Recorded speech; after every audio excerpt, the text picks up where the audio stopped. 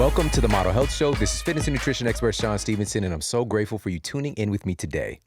This topic is incredibly timely, and my guest today, he regularly asks his patients what illness they fear the most.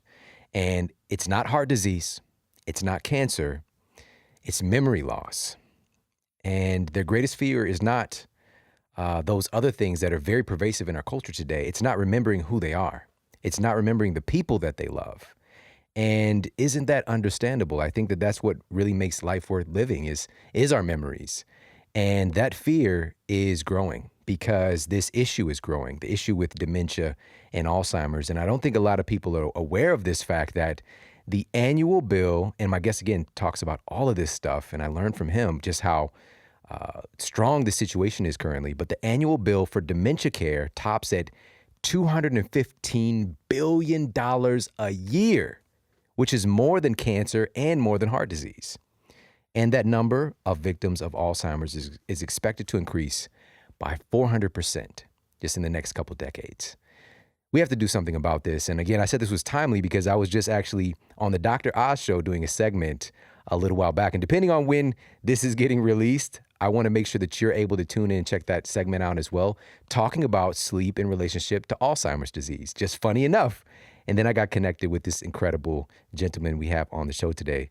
And one of the big issues that we talked about is the detoxification of the brain regarding sleep and also insulin resistance. And we're going to dive into both of those things and so much more today. And the best way to stay up to date to know when the Dr. Oz segment is going to air, make sure you're following me on social media, because that is like minute by minute, whereas the show might be sometimes weeks in advance. So I'm at Shawn Model, that's ShawnModel on Instagram, and the Model Health Show on Facebook. So make sure you're following me there and stay up to date. Now, before we get to our show topic, I want to talk about one of the best ways to have better brain health is to actually have better digestion and elimination. Now, these things seem to be unrelated, but they are significantly related. And researchers at Harvard Medical School talk about this gut-brain connection in terms of how much mental stress affects the function of the gastrointestinal tract and how much stress in the gastrointestinal tract impacts our brain. Now, poor elimination is a significant stressor that can lead to a whole host of problems downstream and upstream. And little do most folks know that our standard toilet can be a huge culprit behind sluggish and incomplete elimination. Now, this is because we have this puborectalis muscle that actually loops itself around our colon to basically make sure that you're not just dropping off poop as you're walking down the street, all right? You're not dropping off cargo like a horse, all right? You are not a horse. You are, in fact, a human.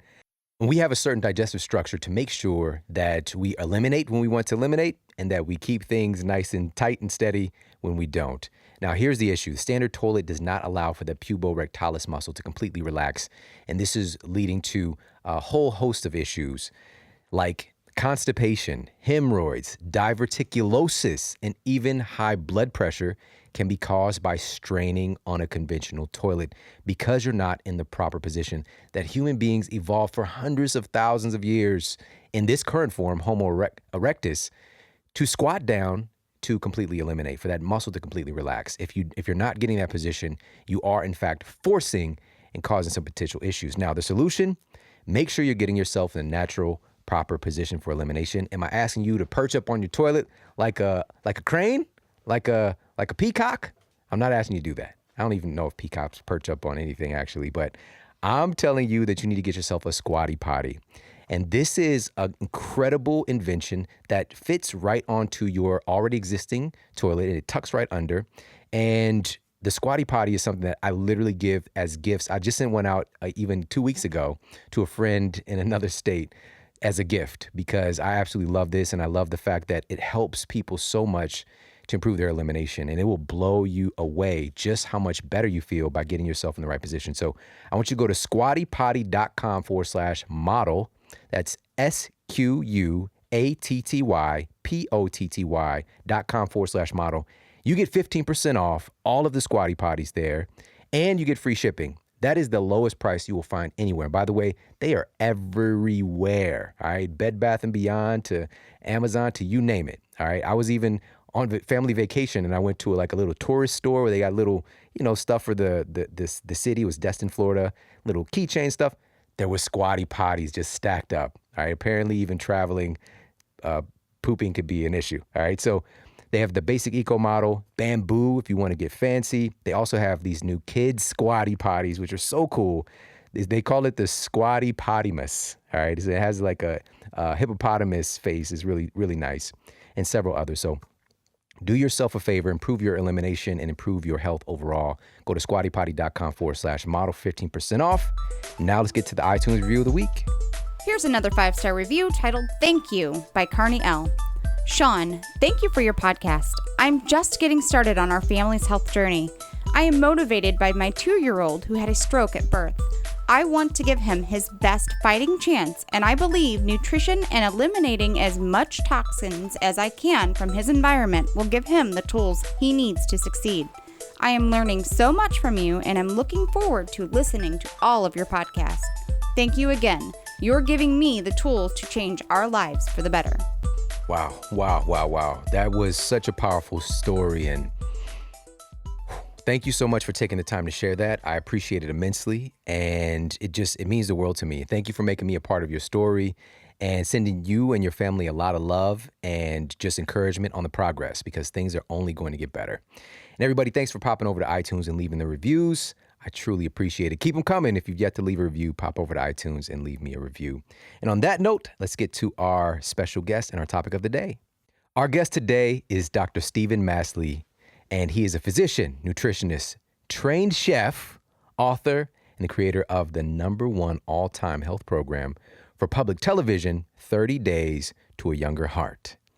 And he's helped motivate people tune up their brain, their heart, and sexual performance. Dr. Masley is a fellow with 3 prestigious organizations, the American Heart Association, the American College of Nutrition, and the American Academy of Family Physicians, and is a clinical associate professor at the University of South Florida. And his research focuses on the impact of lifestyle choices on heart health, brain function, and aging. And Dr. Masley's passion is empowering people to achieve optimal health through comprehensive assessments and lifestyle changes. As a best-selling author, he has published several books: 10 Years Younger, The 30-Day Heart Tune-Up, Smart Fat, which is another book that I have, and his latest book, The Better Brain Solution, plus numerous scientific articles as well. And his work has been viewed by millions on PBS, the Discovery Channel, The Today Show, and over 500 media interviews. And he continues to see patients and publish research from his medical clinic in St. Petersburg, Florida. And I now would like to introduce you to the one and only Dr. Stephen Masley. Welcome to the show. Oh, I'm delighted to be here with you. So happy to have you, and I am just loving your book. It's such a great, comprehensive overview of this subject matter and so much more. Before we get into that, though, I would love to talk a little bit about your superhero origin story. All right, I want to know what got you interested in health and wellness in the first place. I grew up as a child. My dad was a surgeon, and he was at the hospital all the time. To see him, I would literally ride my bike. I couldn't drive a car. I'd ride my bike, I'd find him doing surgery, and I would usually have to go into the OR with scrubs on to talk to my dad. And, I mean, people adored him. They thought he was the greatest doctor on the planet. But I thought, as a child, seeing people in the hospital being cut on and then watching them in the intensive care unit after, I thought we tortured people. I wanted to prevent people from needing to go to the hospital and needing a surgeon like my dad. So yes, I think hospitals can do great work, but my goal, my dream, is that people don't need to go to the hospital. They feel fantastic every day and they're in optimal health.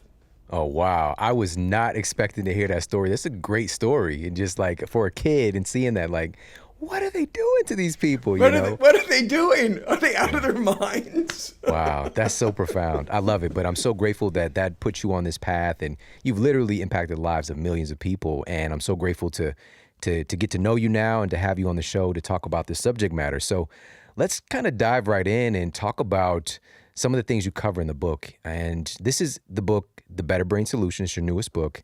And you talk about insulin resistance is the number one cause for memory loss and cognitive decline. And I bet a lot of people would be shocked to hear that.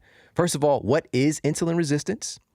And how does this relate to the health of our brains? So insulin resistance sadly is becoming really common. It's 50% of baby boomers and 35% of all adults have the number one cause for memory loss and heart disease. Wow. So what's insulin resistance? Think insulin's the hormone that tells your body to store energy. You eat something and it tells you to pack that energy into your cells, like glucose and carbs. So you store it and you're preparing like for not having food the rest of the day or the next famine. The problem is if we keep eating refined carbs like bread and sugar and flour and rice and pasta and potatoes, we fill up and our cells are full of energy. And when they're full of energy, eventually they stop listening to insulin. So they become insulin resistant because they're full. They can't store anymore. We haven't worked out and we ate the wrong foods. But here's the problem with brain cells. When brain cells stop listening, that means the sugar in your blood can't get into the brain cell, and the brain cell doesn't store much. So they literally start to show dysfunction and die off. And when people chronically have insulin resistance, like half of baby boomers and a third of adults, their brain cells are literally shrinking from that ongoing state. So it's completely dysfunctional for our brains. It's really common and it's killing us. And as you said appropriately, the risk of Alzheimer's disease and memory loss is rising rapidly, and we've got to do something. It's a crisis. Wow, that is really, really profound. You know, when people hear about, just even hearing the word insulin, we automatically think about diabetes. We don't tend to think about our brain. And anything that affects our blood is going to affect our brain, if you think about it, just even logically. So what are the early signs of insulin resistance? Let's talk a little bit about that, because you just said the percentage of folks right now in our population that have this issue, millions don't know. But what are some of the early signs? Well, you're absolutely right. Millions don't know they have this, and that's really super scary if it can damage our brain. So the first sign is an expanding waistline. Then as our waistline goes up, we might have elevated blood pressure. It's not even hypertension, it's just elevated. Our healthy HDL cholesterol, the cleanup truck for our arteries, starts to drop. And the triglycerides, the bad form of cholesterol, goes up. So we have this. And then after 5 to 10 years of that, eventually of continued insulin resistance, we also call it metabolic syndrome. After years of that, eventually our blood sugar is high. But by that point, we've already grown artery plaque. We're already pre-diabetic. We've shrunk and injured our brain. I'd like people to identify this early, improve their brain function, and prevent memory loss. Yes. I love that. Okay, so now the big question is, and just to dive more into this, are we actually able to reverse insulin resistance and thus preventing memory loss? Can we actually effectively reverse this? Yes. I mean, it's not even that hard. It's just knowing what to do. Yeah. It's the right foods, it's the right activity, the right nutrients, avoiding some toxins, managing our stress. When we put the right steps together, when we do the right things together, we literally, within a couple weeks, insulin resistance is gone. The body's already healing and improving. And our data from our clinic shows that we can really improve brain performance.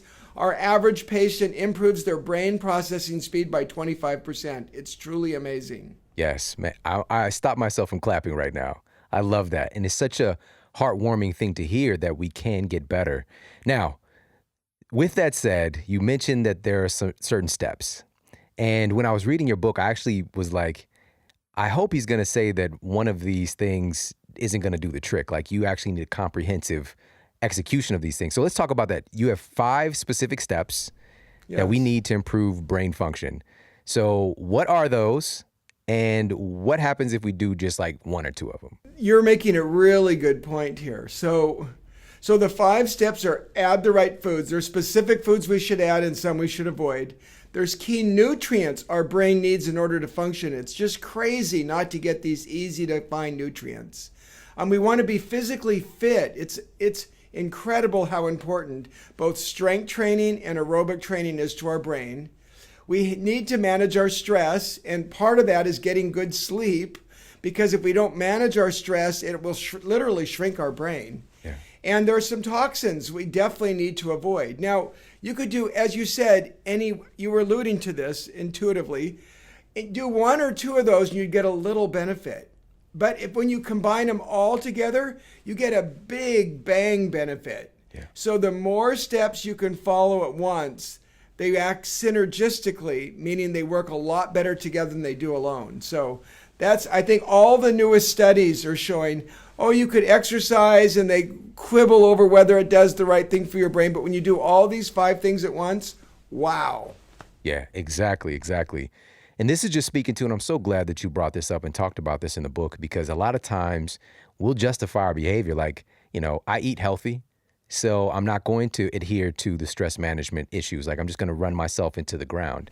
And you talk about that can literally negate all this other good stuff you're doing. And this even in the domain of sleep, for example, like you can exercise, like, we talked about on Dr. Oz, there's certain time of day, if you exercise in the morning, you can improve your sleep at night. But if you do that first piece and then you're up at night, like watching YouTube videos and drinking Coca-Cola, it doesn't matter if you exercised in the morning, it kind of negates the whole benefit in the first place. So I would love to start with that first piece and talk about some of these foods, because you did a great job just like encapsulating how these things work and why they matter. So let's cover 5 or 6 of the excellent foods that you talk about for our brain that you cover in the book. Well, there's some plant pigments that are just so important. I mean, I have to say number 1 is green leafy vegetables. People who eat 1 cup of green leafy vegetables, their brain is 11 years younger than someone who doesn't eat them. 11 years. I mean, come on, you can find something green you like to eat if you want your brain to be 11 years younger. But other vegetables that are colorful, like beets, are super powerful and boost blood supply to your brain and protect it. All those pigments are great. I mean, we have things like chocolate, dark chocolate, and cocoa are good for your brain. Berries and cherries, they don't have a high glycemic load. They don't have much sugar. They're really good for your brain. So there's these pigments, and green tea is another awesome, like matcha tea, is another really good pigment to protect your brain cells. And then we have some smart fats. Our brain is mostly fat.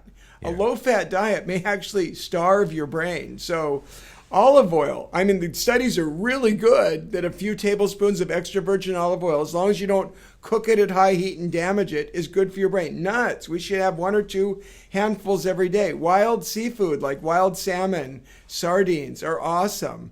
Avocado, and probably my favorite cooking oil is avocado oil. So, those are just examples of fats and pigments we want to add. And let me not forget to say spices and herbs. Because I'm a physician and nutritionist, but I also did a chef internship, and we want our food to taste delicious. And spices and herbs, curry spices, Italian herbs, garlic, ginger, they make your food taste delicious, but they also have anti-inflammatory, and they slow aging, and they really protect your brain. So adding the right foods has been proven to protect brain cells. Yes.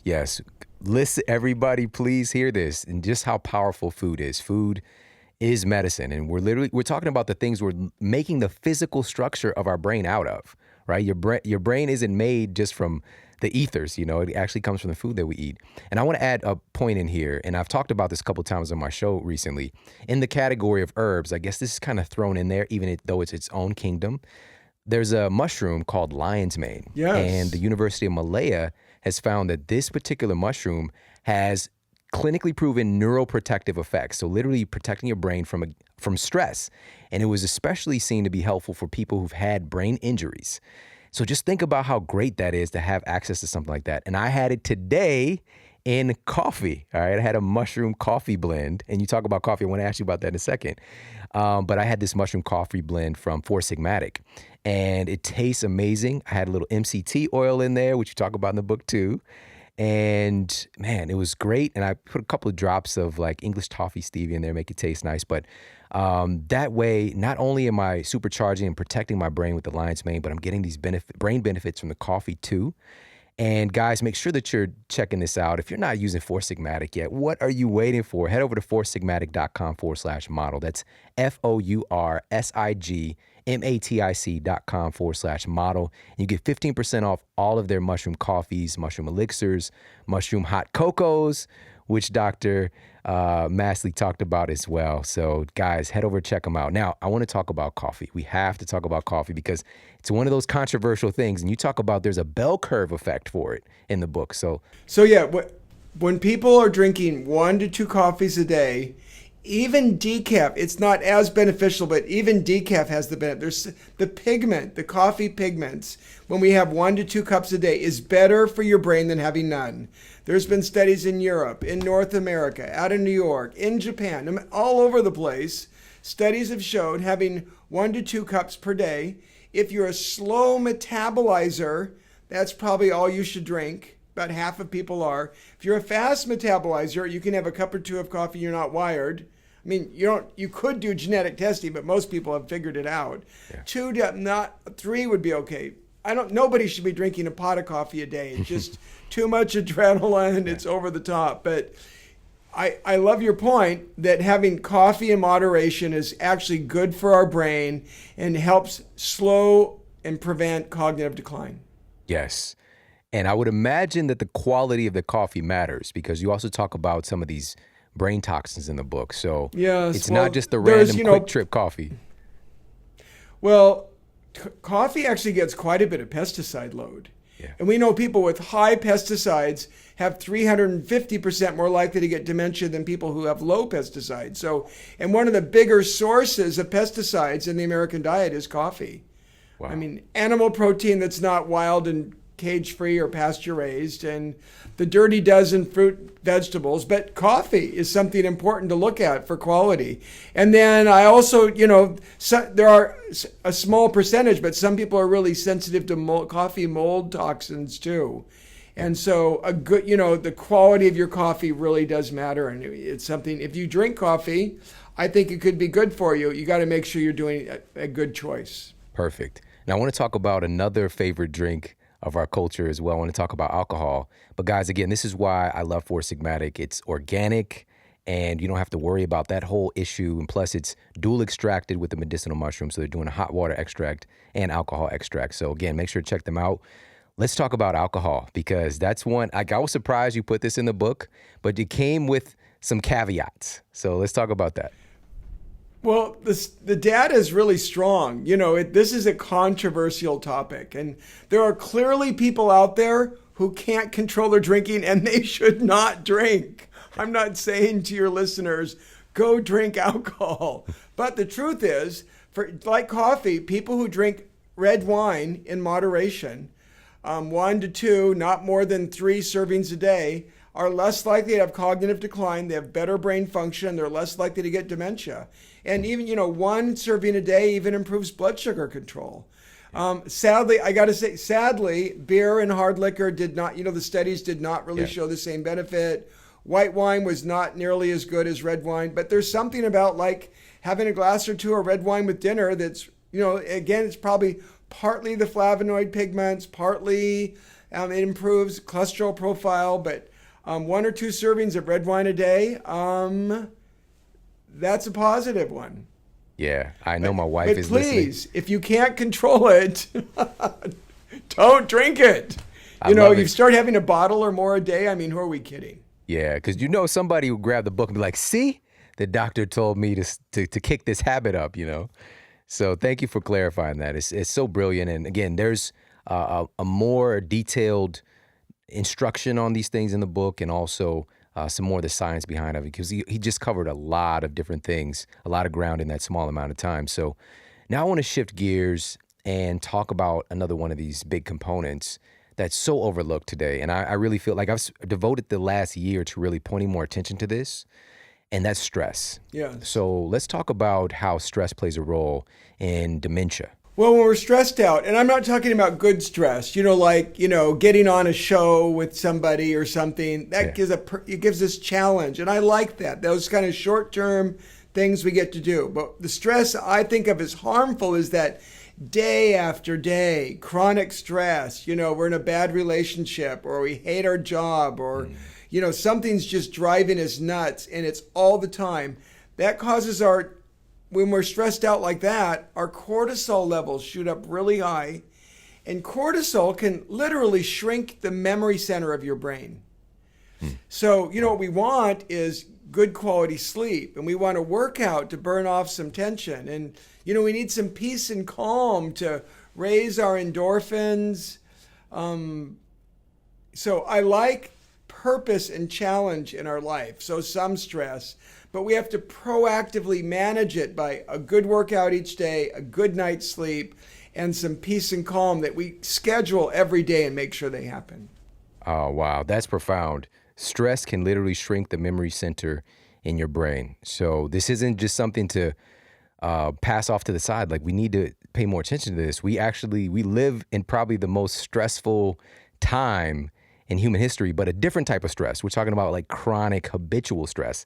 There were definitely stressful times in human evolution for sure, but it wasn't this chronic habitual low-level fever that we're dealing with today that just kind of sneaks up on you and all of a sudden you have these issues. But it was decades in the making. And so today, more than ever, we need to have stress management practices. And I would love to hear your input on what would that actually look like? How do we start to better address the stressors in our lives? Well, I like by starting with getting up and getting a workout in the morning. I think we're designed to get exercise in the morning. You said it before, there's a right time to work out, and that, burns off some tension.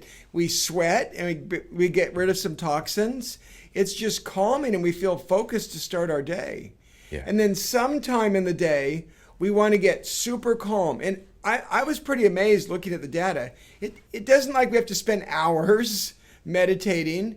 10 minutes makes a big difference. So if we can get 10 minutes of being peace and calm in a meditative state. In my clinic, we measure people's ability to get peace and calm. We use a device called heart math that looks at their heart rate variability and is their brain heart, concentric and aligned and calm. And a lot of people are trying to meditate and they're just agitated, thinking about their problems. That doesn't count. So some people actually should get heart math or something to do with that. Schedule a workout, schedule some peace and calm, and for goodness sakes, get a good night's sleep. I mean, you should wake up rested, adequate and good quality.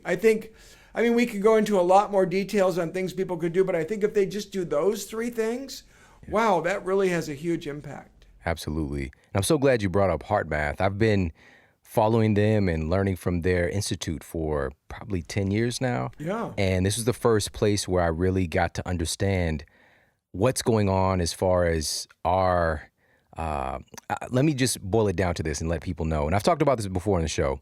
So they have a device called a magnetoencephalograph, and they can actually measure the bioelectric field that your heart emits, right? And it's like 8 feet from our body, and it's called a tube torus. And so they were able to see that your body is as kind of these sentient beings. We aren't just in our body. We have an energy that kind of radiates from us, which is really weird. I know this is, stay with me though, but this gets into the place where we start to understand where we literally are interacting with each other when we're in somebody else's space, and you get these quote vibes. It's because our energy fields are interacting. Now, I don't want to get too up on the unicorn right now, but this is a real thing that we can actually measure. You can actually see this today. And, they're just kind of even still scratching the surface on what they're able to see. But also their tracking devices and their research into how we can actually manage our heart rate and reduce stress is really phenomenal. And again, you cover a lot of this information in the book with stress management. So I encourage everybody, make sure that you get yourself a copy. And also I'll let you know about a little bonus once we get towards the end of the show here. So stress, we've got to take action today, because this is one of those hidden components that the stress in your life right now can lead to you losing your memory later. Serious business, guys. So make sure to listen, pay attention. Okay, now brain toxins. This one, again, something we don't hear a lot about. So let's talk about some of the things we need to be mindful of as far as brain toxins. Well, it's actually pretty simple. It's not that hard, but I think a lot of people have forgotten things like mercury in fish, like eating too much tuna fish, having high mercury and literally poisoning your brain. For many people, doing more paleo and things like that, it comes down to clean protein. I think too often people are like buying sandwich meats and hot dogs and where they put nitrosamines on the food to preserve them so your bacon lasts a lot longer than it would otherwise. But the problem is nitrosamines are neurotoxins. They cause diabetes, they cause insulin resistance, and they injure your brain. So if you're going to eat any animal meats, they need to be clean, absolutely, clean, not sprinkled with magic powder, nitrosamines, preservatives that are toxic. So I think pesticides, I mentioned before, that we want, or meat, if we're eating animal protein, it should be clean, like not from a feedlot where they gave them hormones and pesticides. And the dirty dozen for vegetables, and your coffee should be good too. I think, and then if I could have one more, I'd throw in inorganic copper. I think a lot of people would be surprised that if they're taking cheap supplements, they might be putting in inorganic copper, which increase your risk for cancer and memory loss. And as well in your house, if you have copper piping, I always recommend we should have reverse osmosis for drinking water in our sink, so what we cook and drink with. You don't need it for the whole house, but at least for our sink, we need to make sure we're getting clean water that's not contaminated as well. So the brain is really sensitive to toxins, and it's amazing if you just focus on the things I mentioned, how big a difference you can make. Wow. That copper one really threw me for a loop, because that one, again, it's like behind the scenes. You maybe never even think about it and how toxic this inorganic version can be, and also how much you're getting through these crummy supplements that are out there. We have to be mindful of this stuff and pay attention to where we're sourcing the things that we're getting. And also, yes, I highly recommend the same thing, is to get a reverse osmosis system for your house, especially, for your drinking water. And I did an entire episode. This was one of the most downloaded shows we've ever done, which was a water and hydration masterclass. I'll put that in the show notes if you happen to be one of the 3 people who have not listened to that one. So make sure to check it out after this episode. And wow, so good. Now, can we talk a little bit about how are you able to measure folks who come in who are possibly having some cognitive decline? I know that there are tests that are without kind of technology involved. And then there's some technological advances that you have now that you can take a peek in there and look. So let's talk about both of those. Let's start with the stuff that even, anybody can do, even without coming in necessarily to see a physician. Well, there's quizzes out now. There's like simple questions you can ask and going through. And I mean, the basic one they use in the hospital is, who's the president? What year is it? What city do you live in? That's not good enough. By the time you don't know those things, you're already in deep doo-doo. I mean, Right. So Yeah. we want, but there are quizzes we can ask that really will clarify, do you have early signs? And that's what we're looking for, is early, not late. But in my office, I love doing cognitive testing, 30 minutes on a computer, and measuring your brain's processing speed. It's like, what's your computer speed? We don't want a sluggish computer. We don't want a sluggish brain. So, and that's 10 to 20 years before someone has memory loss and they're diagnosed with a problem. We could be identifying their brain processing speed. I want people to be quick and sharp, more productive. So it's great to be able to prevent memory loss in the future, but starting today, people can be sharper, quicker, more productive, less forgetful, get more work done, get more stuff done. And we can measure that with simple computerized tools. Even go more complex, we can get into imaging. But now when we talk about, functional MRI imaging or PET scans, we're talking about thousands of dollars. Right. But I think basic stuff is really available out there with quizzes, questionnaires, computerized testing that we can be doing. And even some of the games that are out there like Brain HQ and others, these have real applications that allow us to see how we're doing, and it's not that hard. Perfect. And actually, this is one of the gifts that you have for the listeners, is a quiz that you've actually put together. And everybody can go to themodelhealthshow.com/betterbrain. And you can actually be able to take one of his quizzes that he uses with his patients, and it's a pretty cool resource to take advantage of. So pop over there, take the quiz, themodelhealthshow.com/better brain. Now, with the imaging, this is like you said, like a lot of this stuff, even though we have the technology, it's not covered by insurance. And we don't even necessarily need to get to that point if we're being proactive and not reactive with our brain health in the first place. And that's why I would really love for folks to go and take that quiz. Your point is really right on. Don't wait till you're in trouble and you've already shrunk your brain. That's too late. Please don't take steps now. Think about it. How could I, get quicker, sharper, more productive, feel better, have more energy? Who wouldn't want a better brain? And if you're, how is your brain? I love the idea of a simple 2-minute quiz, 10 questions you can take, get an idea how you're doing. Take the quiz, check out your brain function, but don't wait until you've lost your memory, because by then your brain literally is like shrunk from a grape to a raisin, and we may never get it all back. Wow, man.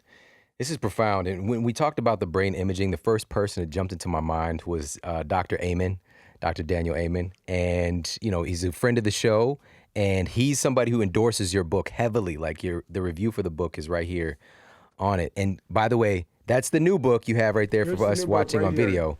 It's gorgeous. And this is serious, serious business and knowledge here in this book. And I want to jump back actually and talk a little bit about a stressor that we've touched on, but I want to dive more into this because it's definitely close to my heart personally, and that's the stressor of sleep deprivation. So let's talk about how that plays a role in our cognitive function. Well, when we're short of sleep, it does it messes many things up hormonally. We're more likely our blood sugar goes up, and blood sugar is the number one cause for memory loss. That's not good. We're more likely to gain weight, which has other hormone things that just build in a cycle. But when we're stressed out, it's kind of, to me, the analogy is we're burning the candle at both ends when we don't get enough sleep. Your cortisol rises, and cortisol is one of the hormones that shrinks your memory center. Yeah. Your testosterone levels drop. You make testosterone helps with brain function. It gives us drive and energy, and we make testosterone when we're asleep. So men and women, pay attention. Nobody wants to, it doesn't matter if you're a guy or a woman, if your testosterone drops, you lose drive and energy, not just libido, but everything. So, there's so many mechanisms that are important physiologically for sleep. You could probably name some more, I'm sure, but those are the ones that jump out at me just immediately, that why sleep is so important. Absolutely. And I don't think folks realize just how much testosterone is tied to your sleep. It's kind of like when you're up, you're burning that tank out with testosterone. It is only replenished when you go to sleep, and it starts to kind of top the tank off. It's not like other hormones that are really synced up to circadian timing. And so this is where you get that boost for your energy, for lean muscle, all that good stuff. And this is why sleep is so valuable for that. But one of the things I want to mention was, and this just goes hand in hand with what you've been talking about with insulin resistance, it blew my mind. Just a 24-hour sleep debt, right? So just like, that's called a short sleep debt. Mm-hmm. We see about a 6% reduction in glucose being able to get into the cells of the brain. Specifically, 14% of that is from the prefrontal cortex. And this is the part of the brain responsible for like decision-making, distinguishing between right and wrong, for social control. That part of your brain starts to starve. And obviously that's not good. And then the other part, of course, that we've been talking about, and I'd love to talk a little bit more about this with you, is this amyloid plaque, right? And we see the detoxification of the brain is one of the most important factors here. And with sleep deprivation, one of the things we see immediately is an inability of the brain to detoxify itself, because that system, and this is the glymphatic system running it, is 10 times more active for cleaning your brain, all the metabolic waste products, getting that stuff out is 10 times more active when you're asleep than when you're awake. So this is, again, serious business. It's not like, oh, I'll sleep when I'm dead. No, you'll just be dead. All right, so get some good sleep. Let's talk about amyloid plaque a little bit. So amyloid plaque is this inflammatory, sticky protein that forms in our brains, in all of us. And we produce it and we break it down every day. So in some ways, it could like help fight off an infection. It's sticky inflammatory goo. So, it's like protecting our brain. But if we grow more than we want, it inflames and irritates and damages our brain. Sleep deprivation, we remove amyloid when we're asleep. So if we stay up 24/7, we're going to grow more of this sticky inflammatory protein, which is not good for our brain. But here's the really irony, I think, when it comes back to insulin resistance. We already mentioned that when you eat too many refined carbs, potatoes, bread, flour, sugar, you become insulin resistant, and your brain cells can't get insulin. The insulin can't get the energy into the cell, and the cell becomes dysfunctional. Here's the second big problem.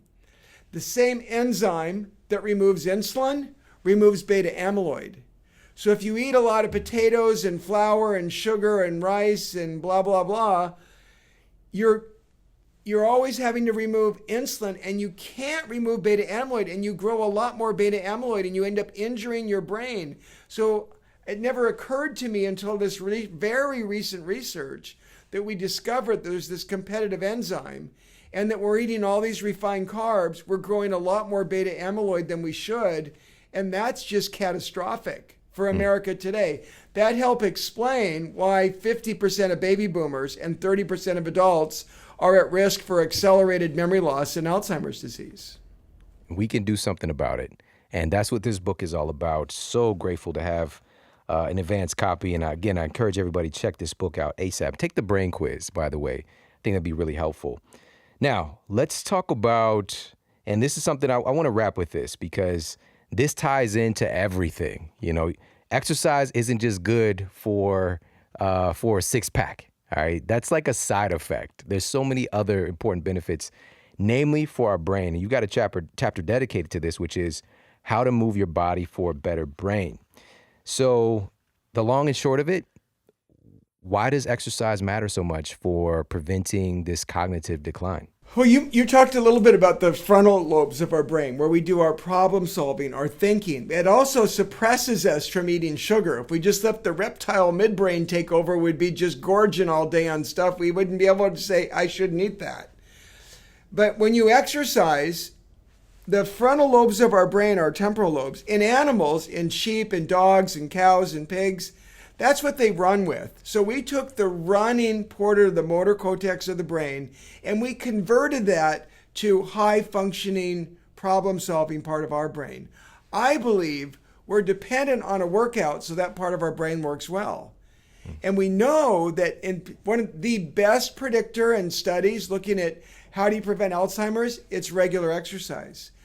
From the data from my clinic, where we looked at 100 markers of what predicts your brain processing speed and whether you can improve it or whether it's worsening, fitness was it. And it's two forms of fitness. One, aerobic, and two is strength training. They were both powerfully influence whether our brain's getting sharper or whether we're getting sluggish and it's shrinking. So, exercise is probably the most powerful factor that impacts your brain. And it's not about how many minutes you spend. It's about being fit, both aerobically and with muscle mass and strength. And that's just so powerful. And yeah, that's why I had to put a whole chapter in. And it's mostly just benefits of exercise. Exactly. I think we can logically see the connection between what we label as aerobic exercise because of the improvements with the cardiovascular system, what happens with the blood. But you have in here strength training, lift weights for mental muscle. Lift weights for mental muscle. Bigger muscles, bigger brains. Let's talk about a little bit about that and why that matters. Why'd you plug that in here? Well, they've actually shown when we've taken even 80-year-olds, here's the cool news, it's never too late. Even when 80-year-olds started a strength training program and they did MRI before and after, their brain actually got larger. Wow. And part of it is because strength training is really important to reverse insulin resistance. When we expand our muscle mass, we can absorb it's like a capacitator. We can handle, those healthy carbs we should be eating from plant pigments like berries and cherries and cocoa and stuff like. So we want them, but we have to be able to handle them. And when we add more muscle mass, we're able to do that. So we have better blood sugar control. And then, there's neurotrophic growth factors. When we build muscle mass, somehow that messages the brain for the brain to grow at the same time. So literally, when you're lifting weights, you're making not just your biceps bigger, you're making your brain bigger at the same time. That is profound. Oh, I love that. Pumping iron for your brain. I love it. I love it. So, Dr. Masley, this has been incredibly enlightening, and so many things just point to, these are things that we all hear about, but you really put it all together to give us the data and even the studies in the book behind why these things can literally help us to prevent the thing that most people fear the most, which is losing themselves, so losing their memory, not being able to remember who they are, not being able to remember their loved ones by executing on the things you've talked about today.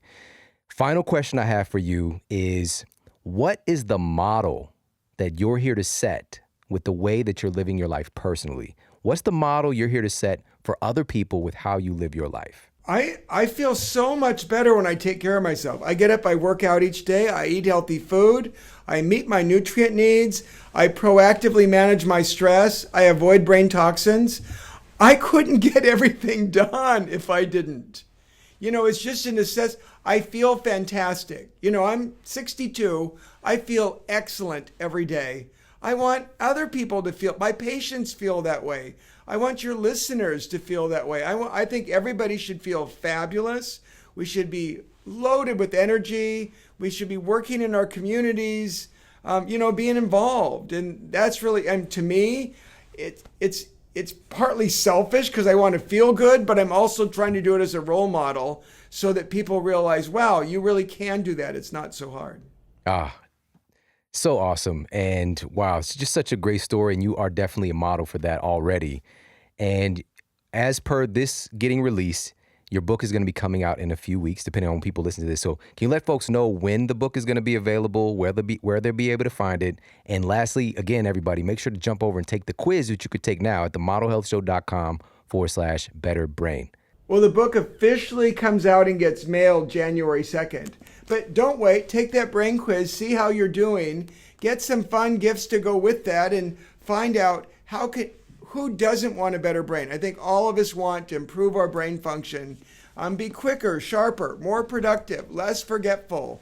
It doesn't matter what your age or where you're at. We all deserve a better brain. I want to help you get there. I think the first step is take the quiz and see where you're at. Thank you so much for your awesome questions today. This has been really fun. Oh, it's totally my pleasure. And thank you so much for just being a light and putting this information together. I know it was a labor of love. And wow, it's really profound. And thank you for making this connection for folks, because like you started off in the book, this being a great fear for folks that people aren't talking about, and you giving real clinically proven solutions is just game changing. So thank you so much. And everybody, thank you so much for tuning into the show today. I hope you got a lot of value out of this. This is one of the top people in the world in this subject matter. And I wanted to deliver this for you today to get your hands on this information, because this epidemic that's taking place is only growing. And again, 400% increase in incidence of Alzheimer's just within, according to the research, 2050, by the year 2050, 400% increase. We have to do something about this. This has to change, because it's a big economic burden, yes, but this is a big burden on our souls. We need to take care of ourselves, and we need to take care of the people that we care about. And that's why this matters so much. We talked about this on this episode today, how stress can literally shrink the memory center in your brain. It's not a joke about you need to make sure you're adhering to some stress management practices, incorporate some things that make you feel good, that help to release this kind of stressful load that we're all carrying around today. We've got, and I talked about this multiple times on the show, but this overall stress load isn't just like when we hear stress, oh, I'm not stressed at work. We tend to think about work stress. There's so much more. We have, and that's put on top of everything, work stress. We have environmental stress, which we talked about today, some of these toxins we're exposed to. We have relationship stress. That's another pretty obvious one. We have physical stress. So like exercise is actually a stressor, and it's known as something called a hormetic stressor. It's different because this stressor can actually make you better and move you forward if you are allowed to rest and recover from it, which that's another potential stressor is sleep deprivation. So sleep is a stressor, potentially, wherever you lie on that spectrum. There's emotional stress. There is nutritional stress, being deficient in certain nutrients. And also, there's like even a spiritual stress where we don't really feel like we matter, like we don't feel significant. We don't feel like we're connected. We don't feel like we're on our purpose, and that can be something that's an incredible stressor that's going on behind the scenes for a lot of us. So we need to address these things. And that's what the Model Health Show is about, is having a comprehensive approach to all of these things, to have real world strategies to help get connected to the best version of ourselves. And from that, be able to uplift others as well. And I'm so grateful for you being a part of this mission with me. And I promise to keep providing you even more solutions, strategies, insights, the very best experts in the world to really master this thing and to make the beneficial impact that you're here to make with your incredible life story. So thank you so much for tuning into this episode today. If you found this helpful, make sure to share this out on social media. Share it with your friends and family on Twitter, Instagram, Facebook, and of course, you could tag me. I'd love to see that as well. And let me know that you are tuning in and sharing the show. It means so much. Now, we've got some amazing episodes coming up, some mind-blowing guests and show topics, so make sure to stay tuned. Take care, have an amazing day, and I'll talk with you soon.